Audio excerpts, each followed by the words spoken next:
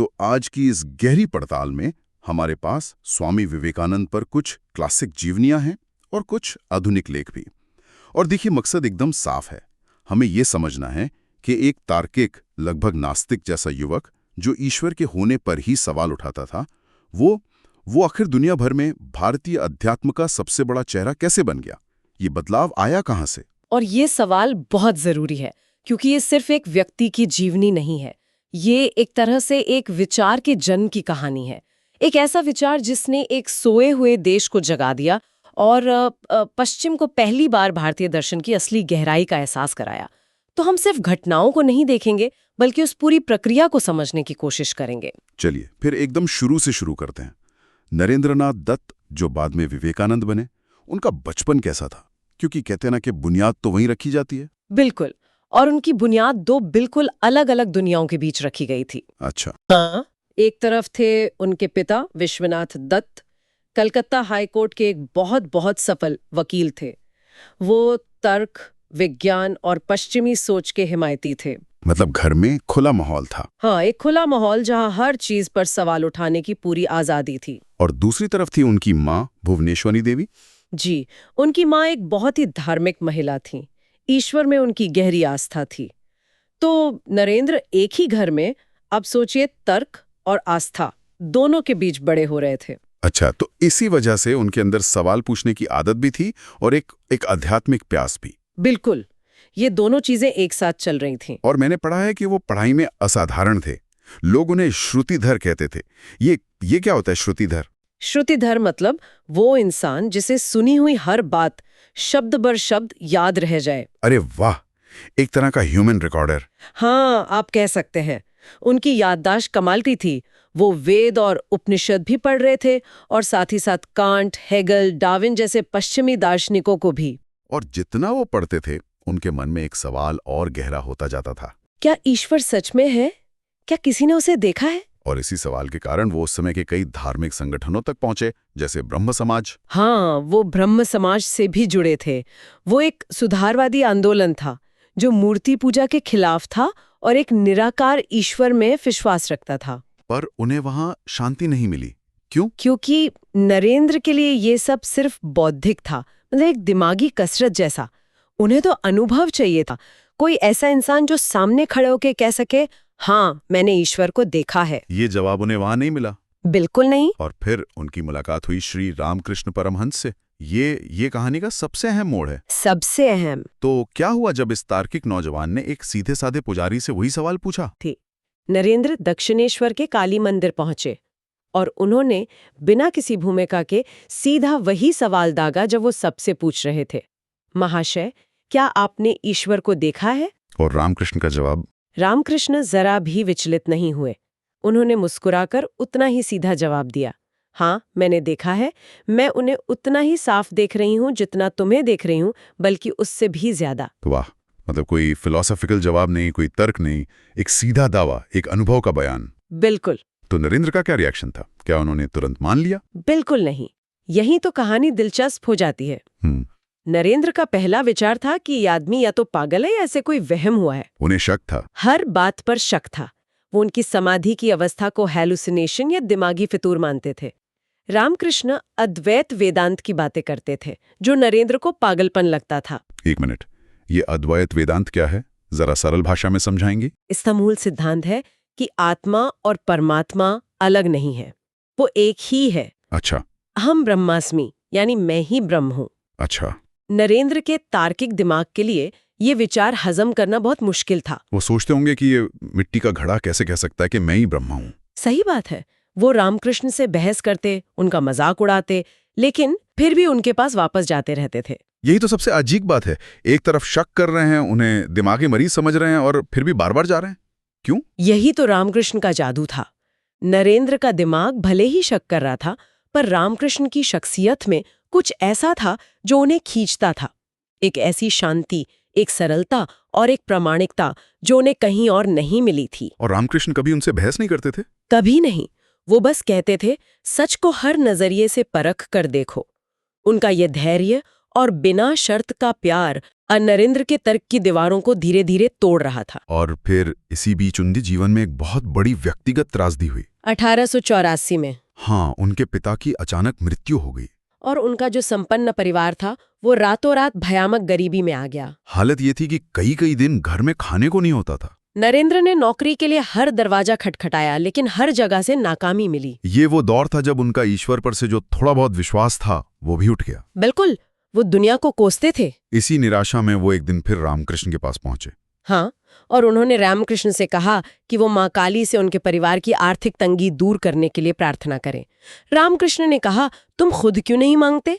माँ तुम्हारी बात जरूर सुनेंगी। और नरेंद्र मंदिर के अंदर गए। वो अंदर गए, लेकिन जैसे ही माँ काली की मूर्ति के सामने खड़े हुए वो पैसा या नौकरी मांगना भूल गए। उनके मुंह से क्या निकला? उनके मुंह से निकला, माँ मुझे विवेक दो, वैराग्य दो, ज्ञान दो, भक्ति दो। कमाल है।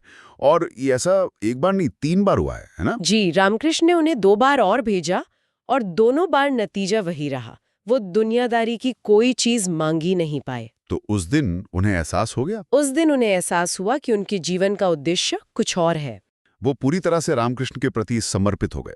ये उनके जीवन का निर्णायक मोड़ था। और रामकृष्ण ने भी अपने अंतिम दिनों में उन्हें अपना काम आगे बढ़ाने की जिम्मेदारी सौंप दी थी। बिल्कुल, उन्होंने साफ कहा था कि नरेंद्र दूसरों को सिखाएगा और एक बहुत गहरा संदेश दिया। जीव सेवा ही शिव सेवा है। हाँ, यानी हर इंसान में ईश्वर को देखो और उसकी सेवा करो। यही वो बीज था जो बाद में रामकृष्ण मिशन के रूप में एक विशाल पेड़ बना। तो रामकृष्ण के जाने के बाद विवेकानंद ने पूरे भारत की यात्रा की। इस यात्रा ने उन्हें सिर्फ देश नहीं दिखाया, बल्कि उनका मकसद भी दिखाया। सही है? बिल्कुल सही।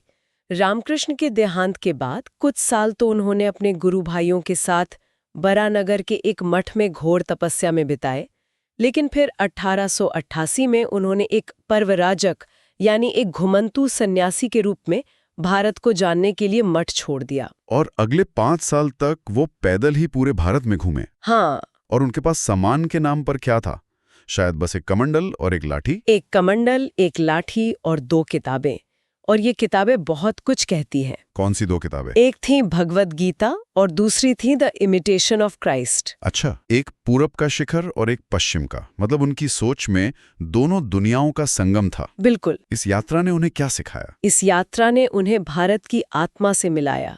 वो राजाओं के महलों में भी रहे और गरीबों की झोंपड़ियों में भी। उन्होंने भारत की भयानक गरीबी, जातिवाद, अंधविश्वास, ये सब अपनी आंखों से देखा और महसूस किया। तो इस अनुभव ने उनके अंदर एक करुणा और एक तरह का गुस्सा दोनों भर दिया। एक पवित्र गुस्सा।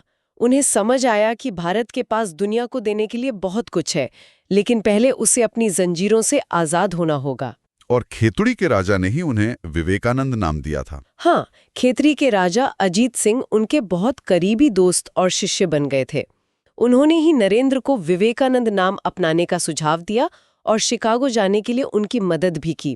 तब तक विवेकानंद समझ चुके थे कि अगर भारत को जगाना है तो आवाज भारत के बाहर से लगानी होगी। सही। और फिर आता है 1893, शिकागो की विश्व धर्म संसद। एक ऐतिहासिक घटना, लेकिन वहां पहुंचना भी उनके लिए आसान नहीं था। बिल्कुल भी नहीं। वो जब शिकागो पहुंचे तो पता चला कि संसद तो अभी 1 महीने बाद है और बिना किसी आधिकारिक पहचान पत्र के वो हिस्सा भी नहीं ले सकते। और पैसे भी खत्म हो रहे थे। हाँ, पैसे भी लगभग खत्म हो चुके थे। वो कड़ाके की ठंड में शिकागो की सड़कों पर भटक रहे थे। तभी किस्मत से उनकी मुलाकात हुई हार्वर्ड यूनिवर्सिटी के प्रोफेसर जॉन हेनरी राइट से। वो प्रोफेसर राइट उनसे बहुत प्रभावित हुए। इतने ज्यादा प्रभावित कि जब विवेकानंद ने कहा कि मेरे पास कोई परिचय पत्र नहीं है, तो प्रोफेसर राइट ने वो ऐतिहासिक बात कही। क्या कहा उन्होंने?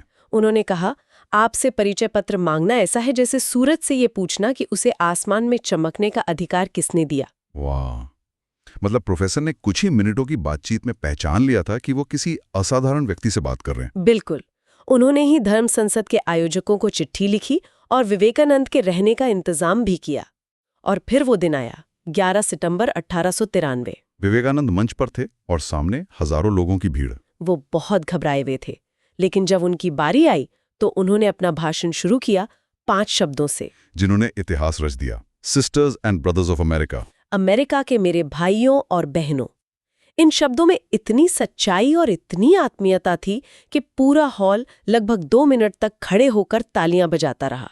उस दिन के बाद वो एक गुमनाम सन्यासी नहीं है। नहीं, उन्होंने अपने भाषणों में बताया कि दुनिया के धर्म आपस में लड़ते क्यों हैं। उन्होंने कूप मंडूक यानी कुएं के मेंढक की कहानी सुनाई, जो समझता है कि उसका कुआं ही पूरी दुनिया है। और उन्होंने पश्चिम को एक आईना भी दिखाया, सिर्फ मीठी मीठी बातें नहीं की। बिल्कुल नहीं। उन्होंने साफ कहा कि जो देश गरीबी से मर रहा हो वहां धर्म प्रचारक भेजना एक मजाक है। भूखे पेट धर्म की बात नहीं हो सकती। पहले रोटी फिर धर्म। अमेरिकन प्रेस में उन्हें साइक्लोनिक मॉन्क फ्रॉम इंडिया कहा। हाँ, भारत से आया तूफानी सन्यासी। एक अखबार ने तो लिखा, विवेकानंद को सुनने के बाद इस ज्ञानी देश में मिशनरी भेजना कितनी बड़ी मूर्खता लगती है। शिकागो के बाद तो अमेरिका और यूरोप में एक तरह से सेलिब्रिटी बन गए थे। हाँ, वो लगभग 2 साल तक पश्चिम में रहे। उन्होंने न्यूयॉर्क में वेदांत सोसाइटी की स्थापना की। हार्वर्ड और कोलंबिया जैसी बड़ी यूनिवर्सिटीज ने उन्हें बड़े बड़े पदों के प्रस्ताव दिए, लेकिन उन्होंने मना कर दिया। क्यों? उनका कहना था कि एक सन्यासी का काम किसी पद से बंधना नहीं है। तो पश्चिम के लिए उनका मुख्य संदेश क्या था? क्या वो लोगों का धर्म बदलना चाहते थे? नहीं, कभी नहीं। उनका संदेश था, एक ईसाई को बेहतर ईसाई बनना चाहिए, एक यहूदी को बेहतर यहूदी। उनका जोर इंसान को बेहतर बनाने पर था, और यही उन्होंने योग के 4 मार्गों कर्मयोग, भक्ति योग, ज्ञान योग और राजयोग को दुनिया के सामने बहुत ही वैज्ञानिक और सरल तरीके से रखा। उनकी किताब राजयोग बहुत लोकप्रिय हुई। इतनी लोकप्रिय हुई कि पश्चिम में जो आधुनिक योग आंदोलन है उसकी नींव उसी किताब से पड़ी, ऐसा माना जाता है। तो ये तो था उनका संदेश पश्चिम के लिए। और जब वो 1897 में भारत लौटे, तब उनका संदेश क्या था? क्या वो बदल गया? जब वो भारत लौटे तो उनका स्वागत एक हीरो की तरह हुआ, लेकिन भारत की धरती पर कदम रखते ही उनका संदेश बदल गया। अच्छा। यहाँ वो वेदों और उपनिषदों की गहरी व्याख्या नहीं कर रहे थे, यहाँ वो गरज रहे थे। किस लिए? समाज सुधार के लिए, गरीबी मिटाने के लिए, जाति प्रथा को तोड़ने के लिए, और सबसे बढ़कर मानसिक गुलामी से आजादी के लिए। उन्होंने तो यहाँ तक कहा कि युवाओं को गीता पढ़ने से पहले फुटबॉल खेलना चाहिए। हाँ, क्योंकि उनका मानना था कि एक कमजोर शरीर और कमजोर दिमाग से अध्यात्म नहीं सज सकता। उन्होंने कहा, उठो जागो और तब तक मत रुको जब तक लक्ष्य प्राप्त न हो जाए। ये उनका भारत के लिए संदेश था, आत्मविश्वास का, आत्मनिर्भरता का। बिल्कुल। और इसी सोच को एक संस्था का रूप देने के लिए उन्होंने रामकृष्ण मिशन की स्थापना की। जी, 1 मई 1897 को। और उसका उद्देश्य था वही जो रामकृष्ण ने सिखाया था, आत्मनो मोक्षार्थम जगत हिताय च। इसका मतलब? यानी अपने मोक्ष और दुनिया की भलाई दोनों के लिए काम करना। उन्होंने सेवा और साधना को जोड़ दिया। मठ आध्यात्मिक केंद्र बना और मिशन सेवा का। लेकिन इतनी भागदौड़ और लगातार काम का असर उनके स्वास्थ्य पर भी पड़ा होगा। बहुत ज्यादा पड़ा। उन्हें अस्थमा और डायबिटीज हो गई थी। शरीर जवाब दे रहा था, लेकिन वो रुके नहीं। और फिर 4 जुलाई 1902 को सिर्फ 39 साल की उम्र में बेलूर मठ में ध्यान करते हुए उन्होंने महासमाधि ले ली।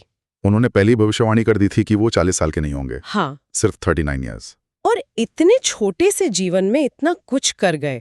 अगर हम उनके पूरे जीवन और संदेश का सार निकालें तो वो क्या होगा? मेरे हिसाब से उनका सबसे बड़ा संदेश था आत्मविश्वास। उन्होंने भारत को उसका खोया हुआ आत्मसम्मान वापस दिलाया और दुनिया को उन्होंने सिखाया कि हर धर्म का लक्ष्य एक ही है, बस रास्ते अलग अलग हैं। और उनका जो मूल विश्वास था, उनका मूल विश्वास था कि each soul is potentially divine. हर आत्मा के अंदर ईश्वर बनने की क्षमता है, बस हमें उस क्षमता को पहचानना है। ये एक बहुत शक्तिशाली विचार है। बिल्कुल।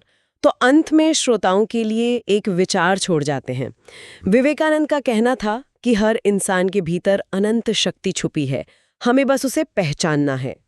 आज के दौर में जब हमारा सारा ध्यान बाहरी सफलता, सोशल मीडिया लाइक्स और दूसरों की मान्यता पर है, तब अपने भीतर की इस अनंत शक्ति को खोजने का क्या अर्थ हो सकता है? ये सोचने वाली बात है।